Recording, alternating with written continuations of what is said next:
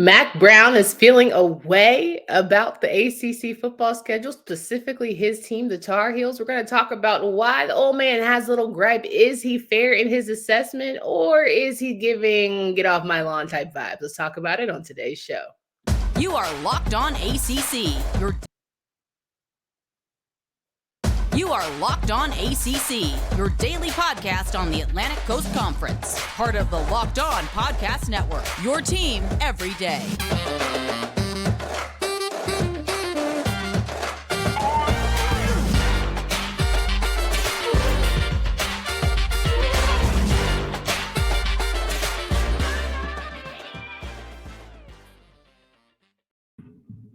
You'll see they didn't do us any favors. It really, really is difficult. We start tough and we finish with an unbelievably tough schedule. So I'm disappointed. I told them I didn't like it. I didn't think it was fair. That is fresh off the press from Mack Brown, head coach of the UNC Tar Heels, who is discussing why he does not like the 2023 football schedule for his program. And of course, there's always going to be feedback, good, bad, or indifferent. And as we roll through, we'll talk about more of that on today's show. But welcome if you're just tuning in to Locked On ACC podcast. We are here every single day, up to 30 minutes a day. You can find us wherever you listen to podcasts and available on YouTube. We got Kitten Gibbs here, who has joined the show, who is going back on mute because we can hear everything going on in his world. And we also have the fact that, listen, at the end of the day, he's an NC State guy. He's going to give his opinion about North Carolina, and we're just going to have a good time with it. So, Kitten, how are you feeling? I have nothing to complain about, unlike some others. Life is good. Life is great. How about yourself, Candace? 100% agree. I'm excited about football season. I think it's a great opportunity to see some of the returners as well as some new stars and rising upcoming guys get an opportunity to shine this season and hopefully get us to a national championship game. But there's a lot to discuss with Mack Brown out the gate. He's one of the seasoned coaches in the whole country, and he's feeling a way about his schedule. Is he already telling us that UNC is barely going to win 7-8? Let's prep our minds. I feel like that's what he was trying to say. Absolutely. And I'm confused. What is so difficult? What is so arduous? What is so treacherous about their schedule that he's looking up and saying, it's just not fair. It's not right. I don't know what's going on, but this is a conspiracy against me. These are the forgeries of jealousy that put together this here schedule. I would like to know what is the problem? Right. So I think, it being the last two road games that they have is what's really kind of making it dicey for Mack Brown as they start out with South Carolina, which is going to be a tough go. We know Coach Beamer and the boys have had a nice couple games, popped up a few big wins last season against Clemson and some other upsets to boot. But now you end with Clemson on the road. You end with NC State as your final game on the road. And you got to play your arch rivals, Duke, at home. So 3 in a row, you're playing nemesis in so many ways. And I think that's probably what he's questioning. I mean, I guess, but even still, this feels very, very making a mountain out of a molehill because they're not the only team to have a lot of these circumstances go on. They are not the only team in the conference to have 2 road games be their final games. Wake Forest shares that distinction as well. They're not the only team to play a bunch of winning teams at the end of the season. Again, Wake Forest shares that distinction. Wake Forest's last 4 games are as follows: at Duke, NC State at home, at Notre Dame, at Syracuse. So what are we doing here? What are we doing? Well, if you know, Mack Brown is more of a media darling than Coach Clawson, and he's more than likely to give his little gripes about what he does or does not like. I think Coach Clawson probably feels the same way. He's probably going to put it in a nicer tone, but he probably also has similar sentiments. But all I say, I go back to, I think it's just let me prep y'all for when things don't go well and we have Drake May maybe fall at the helm the last 3 games. I don't want y'all looking crazy because look what we have in front of us. Or, he's just trying to say, just get yourselves prepared in case we do light it up or in case injuries happen. There's so many storylines you can go with, really. I don't know what show the meme is from where it's a bunch of people running down the hill and there's one swordsman who draws his sword out to defend whatever is coming from all of those people. But that's the attitude I want my head coach to have. I want my head coach to say, I could understand if there was something in season that had happened or in the bowl game that had happened or something along those lines that has you feeling, or something that has transpired that has you feeling like that. The schedule just got published, baby. The schedule just got published. Hey, listen, yeah, sure, we got to play them. They got to play us too. We got one of the baddest quarterbacks in the land. We got one of the best quarterbacks in the land. I'm all right. We may be replacing some DBs or whatever the case may be. We'll be all right. We'll have it figured out. I don't see how you can complain about starting. Don't oversell it. Don't sell us a dream. We've been down this Carolina road before. Don't sell us a dream. Don't tell. I get it, but don't. And here's my point about that. It's not about the media. It's not about the fans. Sure. It's about, to me, it's about the player. It's about, we have a saying in the Murphy Center, which is the athletic complex where the NC State football players work out. Forget everybody but us. Forget everybody but us. Now, forget is replaced by a 4-letter word that rhymes with muck, but it still starts with the same letter. The reality is simple. There is no reason to be, I can't believe the schedule that they've drawn. I'm sorry. Who scheduled South Carolina for y'all? Was that a y'all thing or was that the conference? Oh, no. I'm sorry. The conference made y'all play Minnesota as well. No? Okay. So the conference just gave you all just the worst draw in the world in terms of the teams that y'all play in conference. I mean, boy, can you imagine? Can you imagine what type of team would be expected to beat a mighty, mighty Syracuse Orange team that was one of the first in NCAA history to have both a 6-game win streak and a 6-game losing streak all in one season last year? Oh, my heart goes out to thee, poor Mac. Oh, can you imagine being asked to beat a Miami team that's retooling, a Virginia team that even before the tragedy had occurred last season, they still looked horrible? Oh, poor Mac. They have it out for Mac so badly. Our heart goes out to the man. What the immense odds that he's facing. What a great time. We hope that he can find it in his heart to muster up the courage to play all the games. Are you done with your monologue? I'm just saying, it's embarrassing. It's honestly embarrassing if you ask me. Thank you for the dramatics. I would love if you would explain. Again, I'm very simply of the mindset that when the schedule comes out, hey, great, cool. We know who we got to play now. Great. I don't see anything beyond that. If you feel like you were wronged, if you feel like you were shafted, whatever the case may be, you go to your team and you tell them, hey, y'all, this is clear. They don't want us. They don't want the boys in baby blue to be rolling through that ACC championship again. They saw us do it last year, and all of a sudden, we're one of 2 teams that is ending the season on 2 road games. All of a sudden, we've got this schedule that is just ridiculous against us. They don't want us back. They don't think we'll be back. They think that we're going to go back to the status quo of mediocre football here. But I'll tell you what, I'm looking around this room and I see a bunch of bad brothers that can get me back. I see a bunch of bad boys. I see a bunch of dogs. I see a bunch of folks that's going to hunt and get us back to where we are. I don't care if they scheduled an actual team of Grizzly Bears, the 85 Bears, Bama, and NC State on the road, Clemson on the road, Wake Forest on the road, everybody and their mama on the road. We'll figure it out, and we're going to get ourselves back to that ACC championship. And you know what? Why not us to go compete for a national championship? That is what I would want my head coach to say when he sees a schedule like that. I love the stray that is mediocre football, but we can let that one go.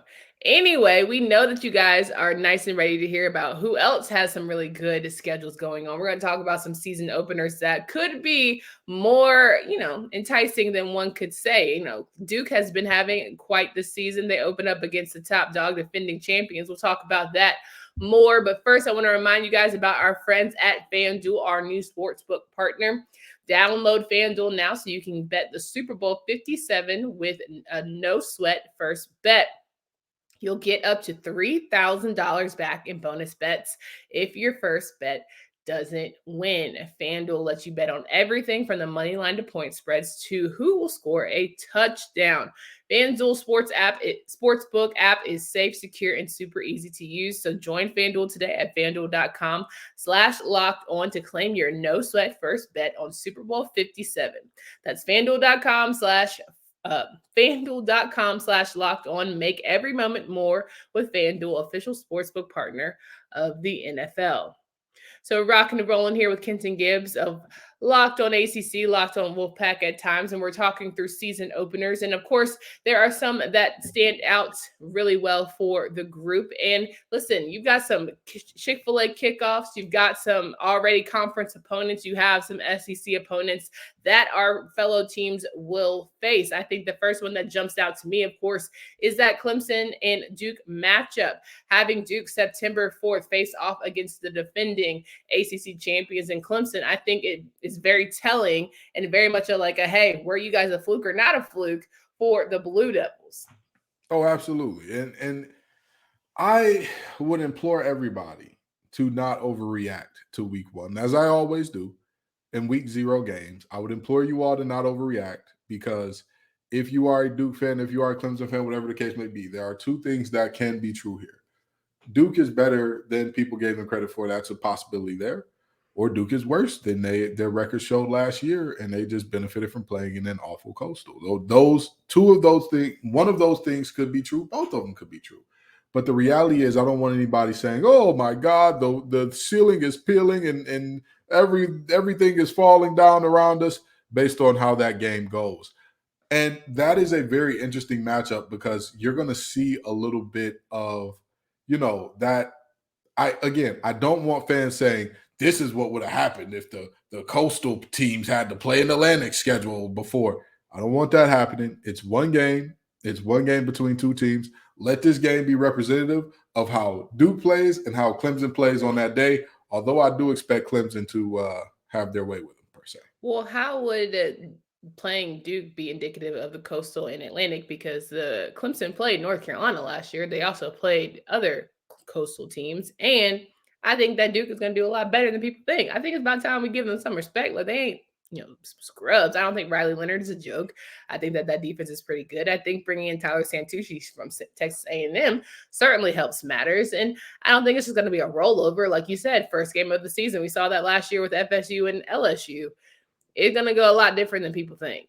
Not indicative of the whole thing, but it's certainly not going to be a walkover. We can disagree there. I think that Duke will keep the game close early, and then as time goes on, it'll kind of, that lead may balloon a little bit. But I do want to talk about the rematch of the matchup you just talked about in LSU and Florida State, because that is a game that will not just have implications in conference. That's a game that will have national implications, right? Because LSU was a member of the SEC championship this past season. And so if Florida State can pull off another win against LSU, or if Florida State finds a way to dominate LSU, and then they go on to particularly maybe possibly not have the best season, I mean, that says a lot about this conference. To say, hey, everybody said that, it just means more in the SEC, and the only reason that the SEC doesn't do great in bowl games is because they're so great that all their players opt out. Well, they ain't opt out for game one. I don't know nobody that's opting out for game one. And it's clear that they still got beat here. So that's an interesting game that could have national implications. And one that I think is going to be a measuring stick for these two teams, which is kind of interesting because we don't know where either one of these teams really are right now, is the Georgia Tech and Louisville game. That's a game that I'm looking at. I got my eyeballs on and I'm saying, what's going on here? What are y'all going to look like in year one under your new coaches? What are y'all going to look like? Georgia Tech in particular with a new quarterback. Malik Cunningham is back, correct? Okay, so what is Georgia Tech going to look like with a new quarterback at the helm, with a new coach, with a new system? What are they going to look like? And, I think that game is certainly going to be a litmus test in terms of just how the season's going to roll, have you turn things around, especially for a Louisville, and having Brom and someone who's been a part of the Louisville program. Can you restore what people are used to seeing in terms of greatness for the Cardinals? I will say the game that I'm like, that's certainly a choice. Virginia at Tennessee, which I'm like, that's a choice. I think God, everything that's happened with them, it's been tough, but that's certainly an opening choice when you canceled two of your final games. Now you're trying to get things back, on the road and get everyone back to getting in football mode. That's certainly a choice, and have that as your first game. Tennessee was one Hendon Hooker injury away I'm trying to tell you. from potentially being a national champion, or at least a New Year's Six Bowl champion. And actually, no, they did win a New Year's Six Bowl last year. So they beat Clemson. Even without Hendon Hooker, in the orangest Orange Bowl of all time, they beat Clemson. Absolutely. So Virginia, what you doing, big dog? Y'all strapped for cash over there? Y'all need a payday game? What's going on? Because that's gonna get ugly. That's gonna get ugly quickly. Certainly a choice, especially with the loss of Brennan Armstrong, and that defense is just Swiss cheese. And so it's certainly a decision. Now you also got teams that have pillowcases for their first, very soft, fluffy marshmallows type openers. Northern Illinois for Boston College, which you would think would be a gimme, but you never know with our boy Jeff Hafley. You also got Colgate with Syracuse, Miami versus Miami of Ohio. You got Virginia Tech opening against ODU, which is not a gimme. We have learned ODU and Virginia Tech, not a gimme. I was just about to say, you can't put that game in the soft. Can't put that pillowcase. That's a hard pillow. That's a prank pillow right there. That's the joint that you. That's a trap game. You lay your head down on it and you find out it's filled with shaving cream, because that one is not the pillow that you want to lay on, baby. 1,000%. Wake Forest will take on Elon. NC State will take on UConn. Pitt will take on Wofford. Now, I sit there and say to myself, okay, I'm evaluating a Wake Forest and NC State teams that are used to winning 7 to 8, 9 games a season. Listen, play somebody a little bit harder when you open up. You want to talk about strength of schedule. We're talking about being in top 25 and trying to do all the things, put ourselves in position to be top 10 program, blah, blah, blah. I argue that you may want to start a little bit harder. Just saying. I mean, both of those teams, I feel like both of those teams have schedules that more than make up for those early seasons. Like, yes, opening game at UConn for NC State, but then you have Notre Dame coming on in the Raleigh. So, that's yes, that's your opening week, but that's more so like a little, I'm going to touch you up, get some reps in, see how things work, keep the playing real vanilla and all that. And to me, that's an excuse, because aren't we sitting here saying, I'm saying this for Wake Forest as well. It feels like an excuse, especially when you're trying to say our program is delineated from, what we're used to seeing in those gimme games. We're trying to set ourselves apart. Who said they was done doing gimme games? I was just asking. I just feel like we're done with gimme games. Maybe not. No. Whoever told you that is a lie, and the truth ain't in them. At the end of the day, these folks know that both of these programs, every program in the country really, they know that it's all about getting the money, putting butts in seats, all that good stuff, being a big draw. You don't get to be a big draw by playing super tough competition and getting your brains beat in early. That just ain't what it is. And both of those teams are going to be starting new quarterbacks from who were their guys last year, and both of the guys that they lost from last year to this year are guys who are all up and through their record books. They ran through the record books like Tomb Raiders. And so now with those two being gone, you want to see that for your first game. You want to see a nice, soft, comfortable landing spot just to get your first official action of the season, and then down the line play some tougher teams. Although I will say Wake Forest schedule, the conference made it tough on them at the end, but in terms of their out-of-conference schedule, you're right. Elon, ODU, those two really don't inspire much by way of I'm shaking in my boots. That's a tough time for them. 1,000%. So we talked all we can for today on football. We'll go more and dive into the rest of our football conversations tomorrow, but we do have some really big basketball games for the men's side of things happening tonight. We've got Clemson taking on Boston College. Go ahead.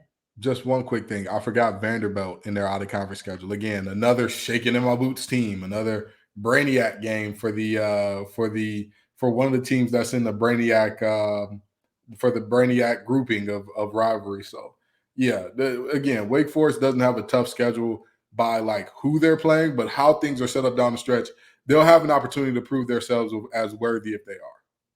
Great. Anything else? That's it. Great. Talking about basketball here, Clemson will take on Boston College tonight at 7 p.m. We got to talk about the fact that Clemson has had some close ones of recent. They've been able to pull away. But at the end of the day, Boston College could be a trap game for them because, there's nothing better than to be hungry and try to beat some of the best in the conference. And that's certainly what the Eagles will try to do tonight. If the Eagles keep this game close, we should all be disappointed in Clemson. I know that Clemson has had some close games as of late. I know that they've had some moments that may not inspire confidence. This is not a good Boston College team. This is a Boston College team that needed an absolute implosion by Louisville at the end of their game in order to pull away. So, and actually, I believe they trailed Louisville for a good chunk of regulation. So, yeah. 100% agree. Virginia Tech will take on Miami at Miami. The Hokies are this very unpredictable team. I never know what I'm going to get with the Hokies. I've been trying to buy in, but then you tell me to, sit down. And then I say, all right, I give up on them. And then they come away with some upsets. So it's just like with the Miami team that you don't know either how they're going to be, it's going to be a toss-up. It's going to be a really good ACC matchup for sure. There are multiple teams tonight playing that there's that Dr. Jekyll and Mr. Hyde in them. And as always, Miami's key. Get off to a hot start. Get off 100%. To a hot start. Don't play around. Don't wait around and say, we'll figure it out in the second half. Get it going now. Get it going from that opening tip. Do not play around and try to figure it out because, again, this is a Virginia Tech team that can and will beat you. This is a Virginia Tech team that when that three ball starts falling for them, you're in trouble. So I wouldn't play around with them if I was Miami. Don't play with your food. The battle of the big men, Omier and Mutz, will be a really good matchup, so we'll see how that transpires. The final game for Tuesday night, we'll see Wake Forest take on Duke at Duke. It's been a long time since Wake Forest has won at Duke, and we all know that the Blue Devils want their lick back from the time the Demon Deacons beat them at Joel Coliseum, which is in Winston-Salem. So will the Demon Deacons be able to beat Duke, who are still without Dariq Whitehead, who is out for tonight? And, listen, you never know what you're going to get with Duke, but I will say they're very good at home. Absolutely. And Cameron, that is a different team. With that being said, Wake Forest has a chance in that they spread the ball out and they make it hard to isolate who's the best player, this is the player that we want to stop and shut down. And also they're very good at an up-tempo game, and Duke's guards can get lured into running at a game that's not your pace. They can get lured into playing a game that's not theirs and looking up and finding out, oh my God, did we just lose at home to a Wake Forest team? And also this Wake Forest team is desperate for this win. They need this win at this moment. So we'll see how that goes for them.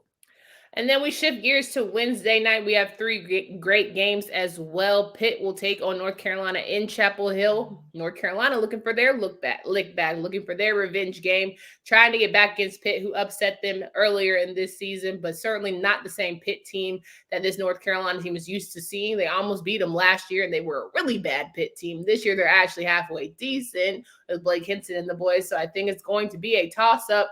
Can we see some consistency from the Tar Heels? Oh, absolutely. I mean, the reality is very simple for the Tar Heels. Again, you're going to play through Armando Bacot. You're going to play through the bigs, make smart decisions, get to your spots, get to the rim, draw fouls. That's what this team needs to do in order to win. When people talk about Caleb Love's shot selection, I think the biggest problem that people have with it is just a lot of very passive away from the rim, falling away type of shots and all that. And again, that's not North Carolina basketball. There is a reason, there are multiple reasons that there is such a wide chasm between them and the second place team in terms of free throws in this conference. It's because they play through Armando Bacot and they attack the rim. 100%. Georgia Tech will take on Louisville. Battle of the bottom here. We're just looking for one conference win from Louisville. Can this happen against Georgia Tech? Possible. They've been in games. I'm just praying for the boy. I hope everybody has fun. This is I hope everybody has fun game. That Louisville coach might not. They playing in Atlanta, correct? No, they're playing in Louisville. Okay. Well, that's good. That's good. Because I was going to say he might not make it back. If this one gets embarrassing, if they lose this one by double digits, if they were on the road and they lost this one by double digits, they might tell him, hey, you got to Uber back to Winston, baby. You can't get on the team plane home. I'm sorry to tell you, but that dog ain't gonna hunt. This Louisville team has just been brutal to watch. Brutal, even when they're going good, even when the L. Ellis is stroking it, and then this looking like they're finally going to get a conference win. It's You just just collapse. They know. collapse. It's You just know. collapsing. Exactly. You just know. As sure as the sun rises on the east and sets on the west, Louisville is going to fold like origami. They're going to fold like hot clothes. They're going to fold some way, some shape, somehow, and end up losing the game big time.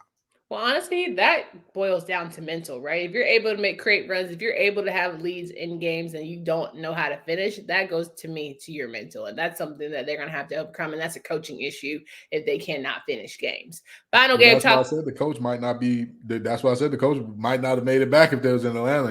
At least now you get to walk back to your crib, or it ain't too far to go. Very true. Florida State will take on NC State to round out the weekday games. We'll have the Pack playing at home against a decent Florida State team, but obviously one that they should win. And then when they go 18-5, it's time to start putting them in the top 25 conversation, because this is a gimme game, but they have to get it done. This is a trap game. This is a trap game yeah. if I've ever seen one. Florida State is playing much better than their record would indicate. And they have the length that can make it hard on DJ Burns.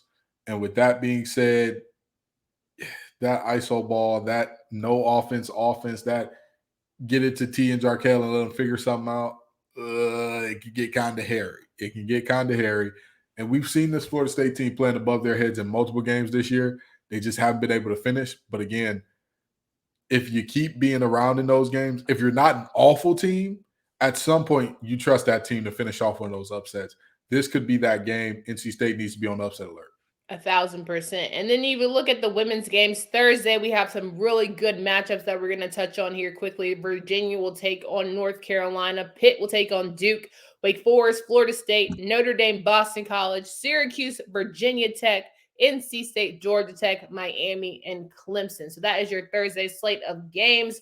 Which ones stand out most to you, Ken? I mean, this is the point in the season where pretty much every game matters so much.